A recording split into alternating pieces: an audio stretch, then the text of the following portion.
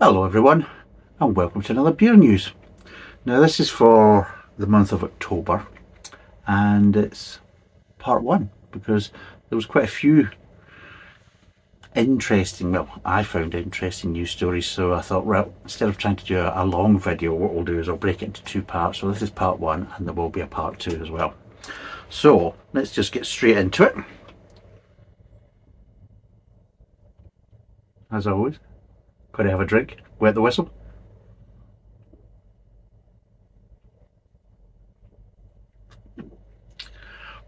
It's okay.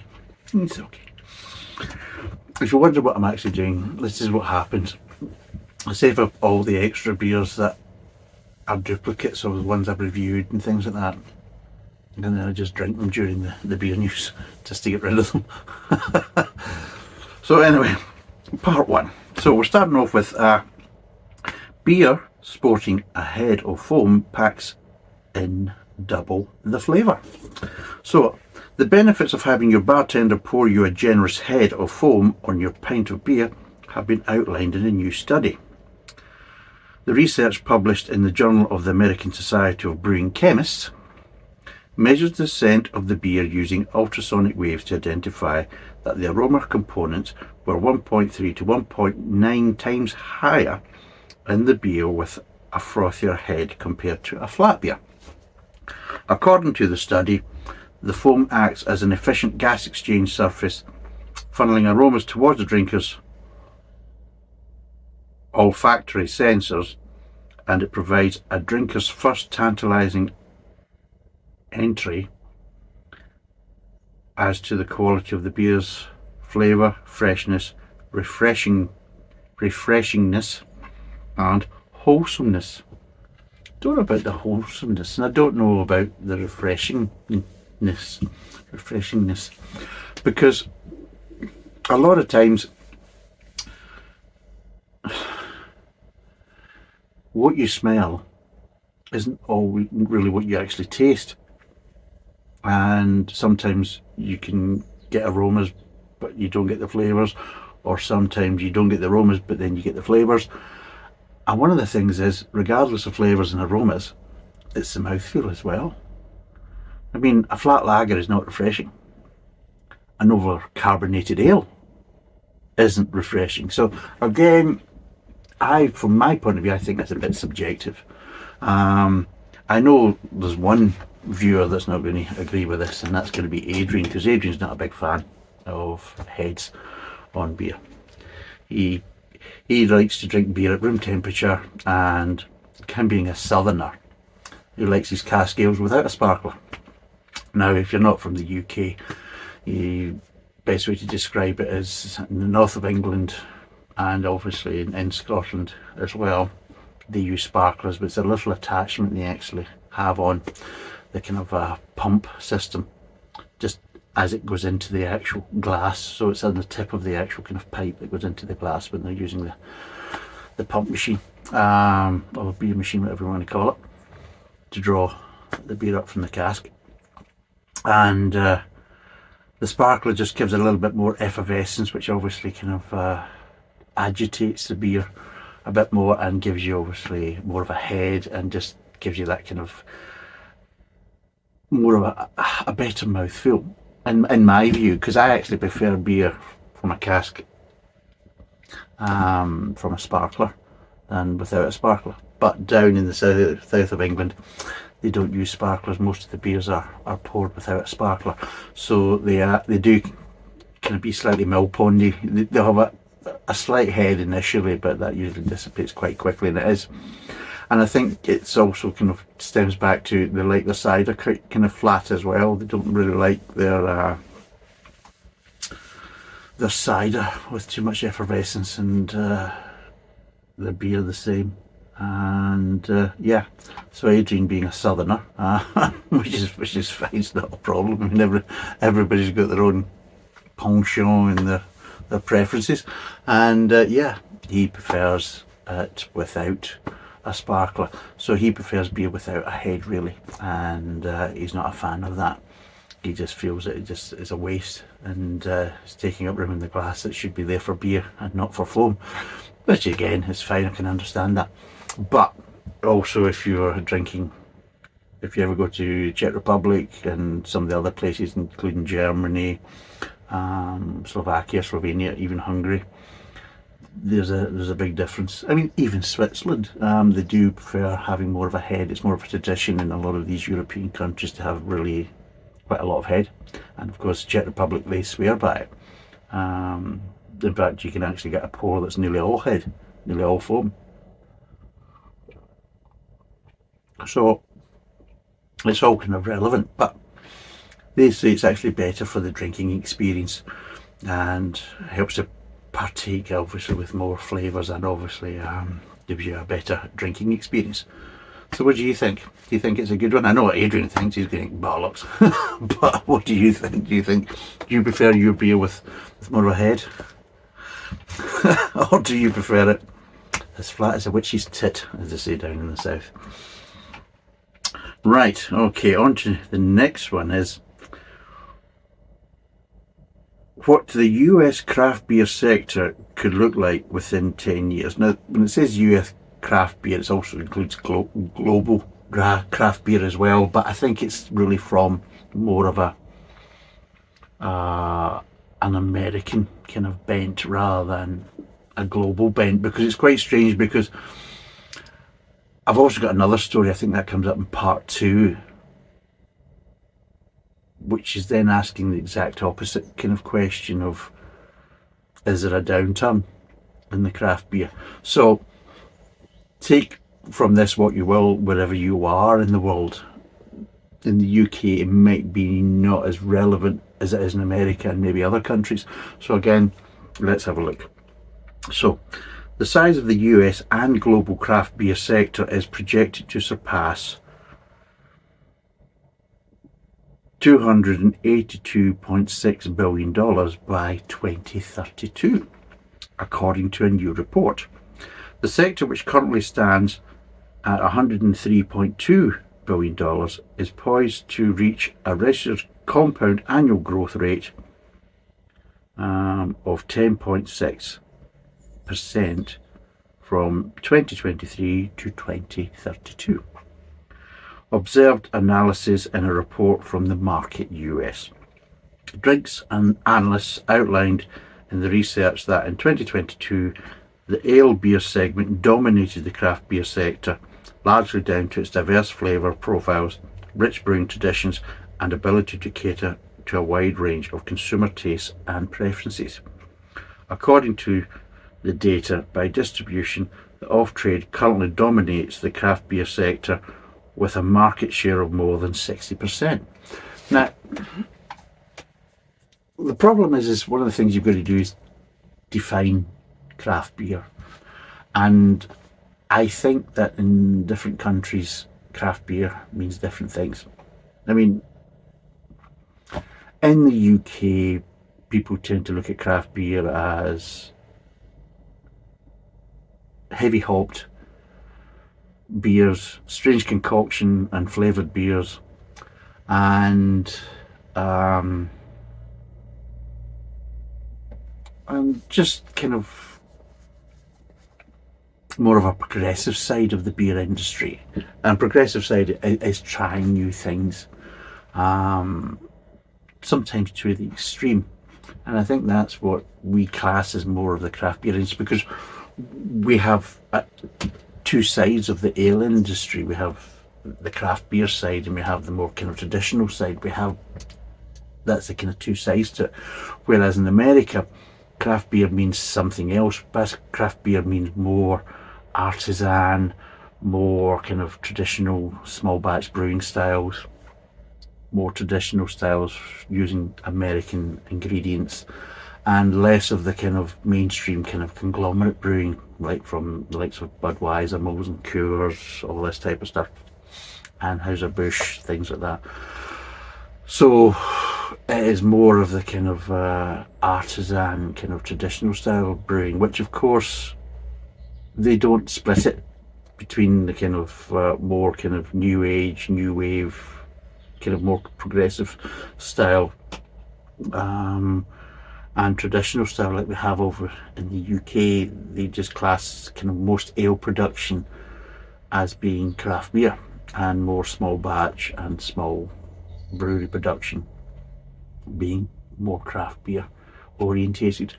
So again, from that, they're incorporating more kind of traditional style beers and less of what we would class as craft beer, like APAs, IPAs, things like that, and more kind of strange concoctions in relation to stouts and porters and things like that. So I can understand if they're looking at it from that point of view, then yes, you can maybe see that there's a, how would you say, an opening for growth. But in the UK, as we'll come along with another story in part 2 regarding this, things aren't really the same, because our craft beer kind of industry is slightly different from the US, and it is more, funnily enough, like more US based ale production, including West Coast, East Coast, APAs, IPAs, all this type of stuff, and very strange kind of flavour and concoction stouts and dark beers. Not so much to do with traditionals, although we will have ones coming up in the future reviews where kind of more better known craft beer breweries are starting to kind of produce more kind of traditional style beers, because they're realizing that the market is contracting in the UK for the craft beer industry, and they're trying to make more traditional and more affordable beers compared to the more expensive and heavy hopped craft beer styles. So yes, so what do you think? Do you expect the craft beer industry to growth in general, whether in the US or whether you're in the UK or Europe? And what about Asia? Asia, is it a market that's not really kind of tapped into by kind of craft breweries, whether from Europe or from the US? And what's happening in the likes of Australia and New Zealand? I know that you've got the kind of New World hops that are starting to become more popular, not only obviously down in Australia and New Zealand, but obviously they're now starting to become more popular and used a lot more now in Europe. Are they also going to start pushing into Asia more and starting to kind of give more of a craft style beer offerings into the Asian markets? So again, you've got to look at it where maybe some markets are becoming a bit oversaturated, then maybe they should be looking to kind of move into other markets like Asia, and maybe into other areas of Europe as well. Because again, if you look at it with quite a few more kind of Eastern European, you have less of the kind of heavy hopped craft beer industry. It's starting to kind of come into the Czech Republic and some of these places, but they're not really widely kind of promoted so much, and although they are growing, they're nowhere near the size they are, like say, in other European countries and the US. So again, is that a market that really should be kind of tapped into? And of course, Russia. Russia's a humongous market, and yeah, their craft beer kind of side of it, from what I would class as craft beer, which again is more of the kind of American style beers produced by craft breweries over here that are heavy hopped, especially more on the citrus side of it. There isn't really that many available in Russia, and I know under present sanctions right now that could be an issue, but in the future, is that a more viable market that would also help to kind of boost growth and everything else? So yeah, what do you think? Do you think it's going to keep growing, whether in the US or in Europe or the UK, or do you think in some countries it's kind of reaching its limit and that's why maybe some of the craft beer breweries are starting to produce more traditional style beers to try and kind of increase their market share by moving into that market. I know obviously Brewdog has said that they've done that, and that's why they did the Black Heart Stout, and they've got an amber ale coming out. In fact, we've actually got it. I think it's called Shore Leave. I've actually got a bottle of it, in fact. Is it in here?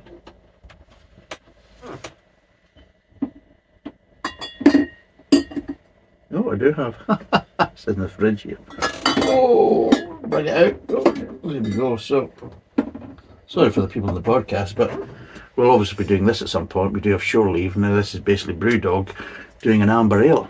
So they seem to think that the case is that for them to kind of grow their market, they've got to kind of start moving into the more kind of traditional beer. So it'll be interesting to see what that's like, whether it's a good or bad, but they're realising from their kind of projections that they're going to have to start doing that. And are other companies going to do the same? We'll wait and see. Because again, coming up, I think it's in part 2, we have something that certainly counteracts that. We actually have a traditional brewery actually coming out with a more kind of craft beer style beer. So we'll be covering that in part 2. So there's a bit of it. It's what we're getting in part 1. We also have a kind of a counter argument actually happening in part 2, which is kind of interesting to see. Well, depending on how you look at it, well, depending on whether these projections or whether the market is really, as reported. Because obviously some people think it's something else and other people think it's this way. So there doesn't seem to be a kind of a consensus on an agreement of how the craft beer market's actually going to go. And some people see it, yeah, it's going to keep on growing, it's going to be wonderful, and others are thinking, well, no, we're struggling and it's not doing so well, and we're having to kind of adjust our strategy because of it. So what do you think? Do you think it's going to be a big growth continuation, or is it going to be more of a struggle? And again, is that in your own country? Let us know in the comments. Now on to the next one. We have Dry Lips.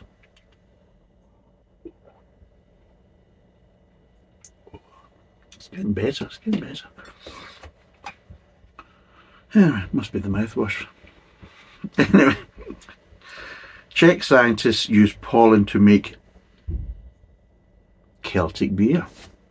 Now, this is something close to my own heart because coming from Scotland, it was traditional to make beer without hops and to use herbs as the kind of bittering agents and the balancing agents for the brew, as well as also using honey to kind of adjust the sweetness as well. And yeah, it was a bit more alchemy going on in Scotland and other Celtic countries as well, not just Scotland.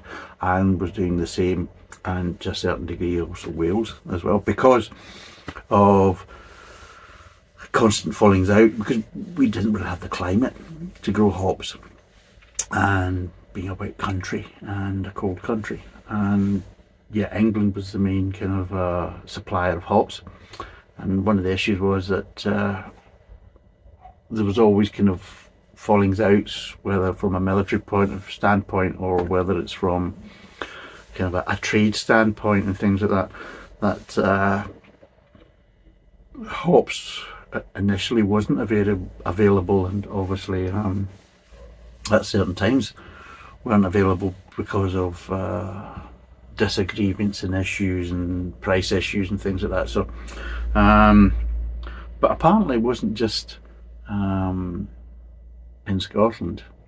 There was a history of Celtic beer style brewing in Europe as well, which again doesn't surprise me, but it's also interesting because it has more of a connection to the type of beer that I'm used to, like the traditional heavies in Scotland and things like that. So yes, so apparently a small brewery has worked with Czech scientists to make the country's first Celtic beer in order to recreate the taste of an ancient alcoholic brew. According to Radio Prague International, the beer called Tory Ale was created through a laboratory analysis of pollen taken from an early Celtic burial site in Moravia. Now, if you've been watching the Czech series, we've been obviously looking at different kind of beers, and we did Radegast. Radegast is a Moravian beer, and it's brewed using lots of different ingredients from Moravia, and it's one of the kind of hop regions in the Czech Republic, and even your Budweiser Budvar actually produces beer with hops from Moravia, so they do. And yeah, so it's got a bit of a history from the hops side of it, but it also looks like it's got a history from way back before hops, which again just makes it a bit more interesting. So apparently scientists from Charles University in Prague and Palacky University in Olomouc had made excavations at an archaeological site dating back to the early Iron Age and were able to extract pollen. The Brno Botanical Institute then analysed the pollen and revealed traces of millet and herbs which were commonly used by Celts to brew beer. Zuzana Golik Merovia told the publication that the prehistoric beer had ingredients for taste and preservations, and there was meadowsweet, sage, mugwort, and other ingredients to make the sour, bitter taste of beer. She said that the discovery of clover, though, was unexpected, as that wasn't usually in beer, but the scientists believed that it was found in the honey, which could have been used to sweeten the beer. Golik Morovia also said that the ingredients for brewing were placed into graves as burial gifts, which were quite usual to equip the dead with such products and to have something to eat and drink in the afterlife.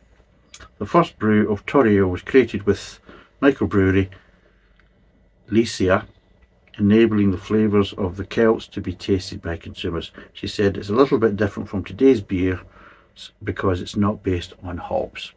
The herbs give it a bitter and sour flavour, and the taste is similar to Groot, which is a type of hop-free beer.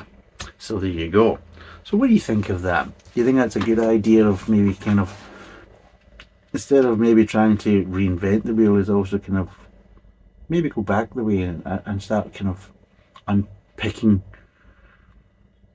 certain processes and recipes from the past, more historical ones, and see how that goes? Because it's quite strange, because even the Belgians, which are very kind of have a really good reputation for brewing high-end beers and high-quality beers, and even they make a Scottish ale, and quite a few of the breweries recognise that style because it's a non-hopped beer, and it's malt forward and things like that, and usually darker ales, and they can be of the lower range, and they can also be of the higher alcohol range as well. So there's a few different options that are actually available under the kind of Scotch ale, Belgian Scotch ale kind of category, and they see it as a valid category. And maybe is that something that traditional breweries should maybe kind of tap into and start looking at, and maybe look more towards the past and history rather than trying to kind of make these wonderful concoctions of marshmallow stouts and things like that, and salt and vinegar ales and all the kind of crazy nonsense that the craft industry seems to be kind of trying to do to make something new and unique. And it's nice to see that even in the Czech Republic, they're looking at, well, traditions and history and what was done in the past, and trying to kind of recreate it and see if it's a valid product, because that's what it really comes down to. I mean, you can make these beers and everything else, but unless people are willing to put their money on the table and actually buy them and drink them and hopefully enjoy them, then they're not really viable unless people are actually buying them. So again, what do you think of that? Would you like to kind of try more kind of different styles of traditional beers from history that really aren't made so much anymore? Would you like more kind of traditional beers to kind of be brewed in the more traditional sense and less of the kind of cutting the corners and using all the kind of different available ingredients and attributes that they can use nowadays to kind of emulate traditional brewing style, but without actually having to follow the traditions to a more kind of close defined recipe and process? So what do you think? Let me know. Do you like, have you tried any kind of more Celtic style beers, more kind of Scottish or Irish style, and we're talking about lower hops or no hops at all beers? Let us know and tell us what you think about traditional beers. Are they fine the way they are? Should we be looking further into the past, or is the future, with all these strange concoctions from the craft beer industry, what we really need? Let us know down below. Right, we're on to the next one now. This is an interesting one because this is a brewery that I've went past quite a few times. I was doing work in Wales quite a few times, and was over in Gwent area, and to try and avoid traffic I went past this brewery quite a few times, and I've always wondered whether to pop in. And it's a bit of a craft beer brewery, and it's promoted by our long-haired lover from Barry. He seems to like their products quite much, which is again, that's fine, not a problem. But I'll be honest, I haven't tried anything. I've avoided trying them because there's always something, I don't know, something was always about me that I don't know, there's something I just didn't think was right about them.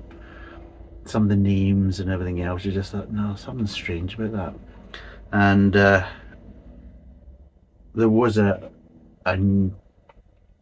report in the news regarding this brewery about doing something that really wasn't classed as playing fair, and I thought, well, I'll wait to see what the outcome was. And this story is the kind of outcome of the initial story, saying that, yeah, well, they've released this type of beer and they're kind of overstepping the mark. So what it is beer industry warned after primed ruling. The beer industry has been warned about appealing to children after complaints against beers from Welsh brewery Tiny Rebel, including Monstar and Primed, were upheld by the alcohol industry's independent complaints panel. 3 of the brewery's beers, Monstar, Tiny Fast and Primed, were also upheld under the Code Rule 3.2 for having a particular appeal to under 18s. As part of the consideration under the rule, the panel considered the appearance of Tiny Rebel's logo could sometimes be a compounding factor when determining a product's overall appeal to children. The panel noted that the branding of Monstar closely resembled Monster energy drinks, a well-known non-alcoholic energy drink brand, and the panel concluded that the design and popularity of the brand meant it could appeal to under 18s. For Primed, the panel made a similar judgment on the popular culture phenomenon of the hydration drink Prime, which is primarily driven by under 18s and school-aged children. The panel also noted that the product intentionally mirrored the non-alcoholic drink known for its hydrating and performance-enhancing effect, and this indirectly suggested it could fulfill the same purpose of the original brand. Tiny Rebel issued a statement stating, "We are proud to have raised a significant amount of money from the sale of each of these beers, which went directly to our Tiny Rebel Community Fund. The money raised was already started to has already started to be awarded to the community projects around the UK. As code signatories and an alcohol producer, we take our responsibilities very seriously and have now started to use the Portman Group's advisory service to sense check our marketing campaigns as well as our can designs. Which again is a bit strange, because I can understand if they did it once and then they've done this and then they brought in maybe an advisor to kind of help them kind of independently review their marketing strategies and their can designs and everything else, so they're not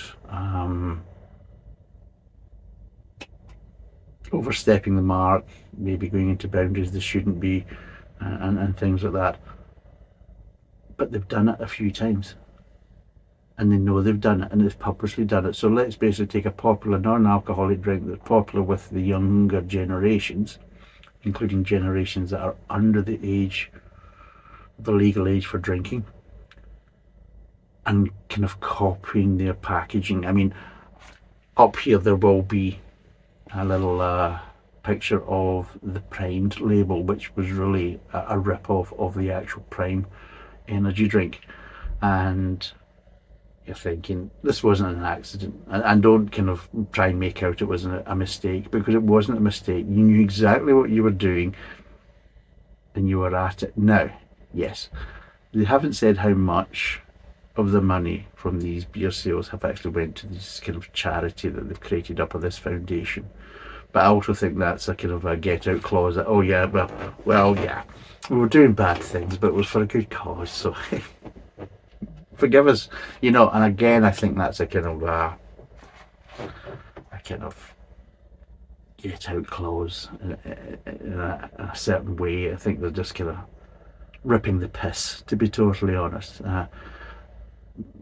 They were chancing their arm, they got caught, and this was a kind of backup plan. Well, at the end of the day, yeah, we were caught with our pants down and everything else, but hey, we were doing it for a good cause, you know. I'm sorry, but I take that with a pinch of salt. Well, probably more of a handful rather than a pinch. I think it's kind of dubious practices, let's be total. It's a dubious practice. They knew what they're doing. I don't know how much money is going into this kind of this foundation they've created for UK projects, but are they making a profit from it? If they're making a profit from it, then fuck off, basically. You're at it, and who you kidding? If you're making a profit, then regardless of what you're giving away to this foundation, you've done this for a reason, and you've done this to kind of tap into a market that you really shouldn't have been doing. Plus, also you've been copying well-branded products for your own benefit, which again is copyright and intellectual property rights as well, that you're probably kind of really kind of very close to breaching. And I'm sure these companies have warned you about it. So again, it's poor business practices, and if you think that's justifiable, then if you're willing to do that with the marketing, what you're willing to do with the beer, that's again have alarm bells ring. If your business practices are dubious enough just from the can design and the marketing, what the hell are you doing with the beer? Again, you know, are you following tradition? Are you doing it the right way? Are you being honest? Well, there you go. So yeah, maybe at some point I'll do some Tiny Rebel kind of reviews, but I don't see anything. I don't see myself rushing out to get any. If I come across them, maybe, but I'll be totally honest, I'm not in any rush, and I don't have a strong desire for it either. So yeah. So we're on to the last story for part one. Almost finished my beer. And time's not too bad, so I'm glad I made it in two parts. Could have been really long if I'd done it in one. But anyway, the next one is, could Cask Beer learn a little from the Madri effect? The business behind marketing Cask Ale could learn from beer brands like Madre, according to beer writer and author Pete Brown. Now, Pete Brown is he's a beer writer and author from the UK, and he's done quite a few interesting ones. He wrote a good piece on Worthington's beer being discontinued, I think by Molson Coors, and he just felt that it was an important ale in its own right, and as well as historically, and to stop production was just sacrilege in a lot of ways, and he was quite hard on Molson Coors, which, let's be totally honest, they're coming up in part 2 as well, and I find it just quite funny with the story coming up in part 2 about Molson Coors, because I'll be totally honest,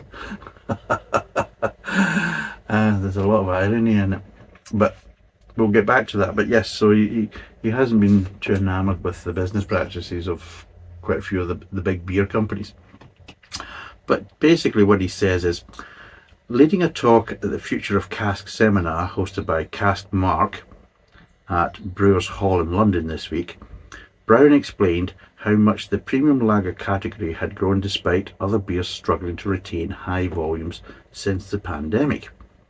He pointed out how, despite the struggles that brewers had faced, people's thirst for new beers was still very much alive, and, really, it was the marketing that needed to be refreshed. Speaking about the issues Casks face, Brown said, if we look at premium lager, it's now 111% of the volume that it was in 2019. That's how much it's kind of grown. So it's actually 11% more than it was in 2019. So this is the Madri effect, which opened up a new category called Mediterranean lager. Making his point by pointing out the inconsistencies in the success of the beer sector, Brown stated that ultimately what consumers say they want and what they accept based upon image are very different things. So what he's basically saying, what the consumers say they would like to have and drink, and what's marketed to them and they're willing to buy, are two different things. And really what it comes down to is you can give them something that maybe they don't want so much, but if you market it and package it in the right way that's attractive enough to them, then they'll still buy it anyway, even though they're claiming that they want maybe something else. He highlighted how consumers told us they wanted authentic stories, localness, and then go and buy a completely made up brand that pretends to be Spanish and is brewed in Tadcaster in Burton-upon-Trent, which is actually true. They try and make out it's a traditional Spanish style beer, and of course it's got a history in Spain and everything else, which is all bollocks. It's just a story, just a myth. That's basically, it's made in Tadcaster, Burton-upon-Trent. He added, it's very easy to slag off Madre, given that it's Carling with added hop extract, and that's really what it is. It's Carling with a little bit more hop extracts to give it a bit more hop edge, and and they adjust the sweetness accordingly. But Madri is doing something that is phenomenally right, and we need to look at what they are doing, because Cask isn't doing that well and Madri is. So yeah, you basically feel if you want to improve your growth, maybe it's not a case of keep coming out with different beers and everything else. It's maybe take some existing beers and repackage them and just give them a little bit more of an edge. It's like maybe taking a good amber ale or a good porter and repackage it and add, well, take a good porter and give it more of a plum porter edge, or more of a dry fruit edge, or something like that. Try things like that. Take a golden ale or an amber ale and add more kind of accent flavours and things like that, and repackage it as something different. And maybe that's the way of kind of boosting your sales and attracting new drinkers to your products, rather than keep churning out the same beer with the same brand and hopefully for some strange reason people are going to suddenly switch onto it. And I think obviously marketing is a big thing, It's amazing how you've got good traditional beers that regulars will buy, but I can guarantee I'm going to a party in the start of November. It's a birthday party. It's a 60th birthday party, and one of the things is the beers are going to be lagers. And they asked me about the beers, and they told me, well, what beers would you recommend? But they're all going to be lagers. Don't worry, I'll be taking one ale. I'm going to be sitting there drinking lagers all night. Jesus fuck no. I'll be totally honest, I probably won't be drinking any lagers at all. But I will be taking my own beer, because I ain't drinking that. But yeah, that was what they wanted. They wanted basically all lagers. They're not interested in ales because they work in Spo. Everybody really drinks lagers, so even the ale drinkers, well, I'm sure they can suffer it. And it's that kind of reaction to it. So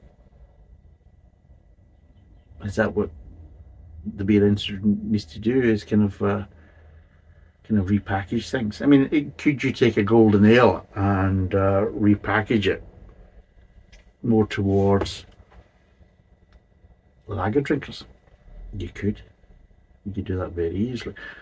Don't call it craft lagers and all this nonsense, but come up with something else, something about more mythical, just like Madri, and give it a bit of an edge, and give it something else.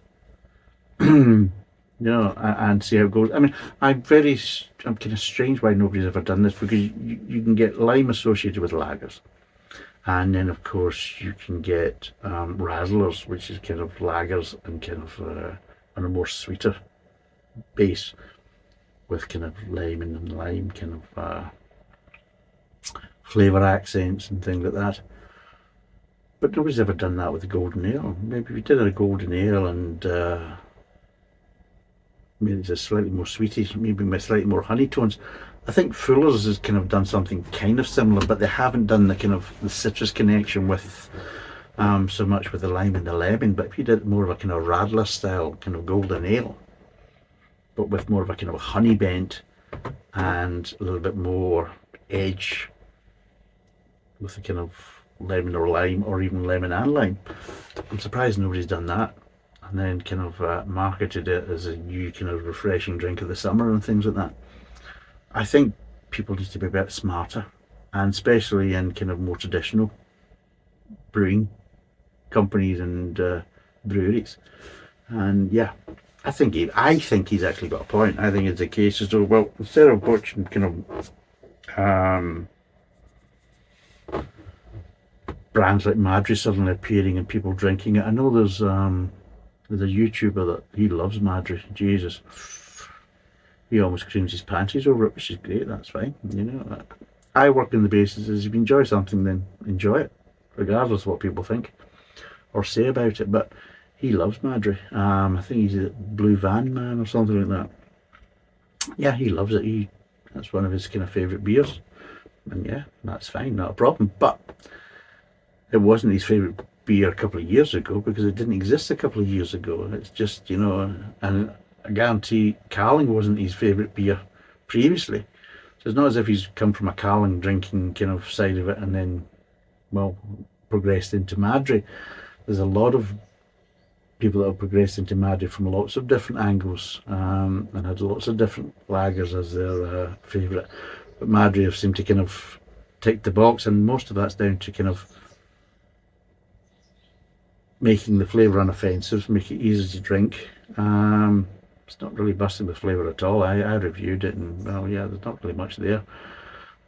But obviously, it just drinks a bit better than, say, the likes of Carling and other mainstream piss waters. But let's be honest, it's still a mainstream piss water that's kind of rebranded, remarketed, and slightly adjusted to kind of give a new product, and it really isn't. But yeah, and maybe that's what they should be doing in more traditional breweries, and especially with Cask.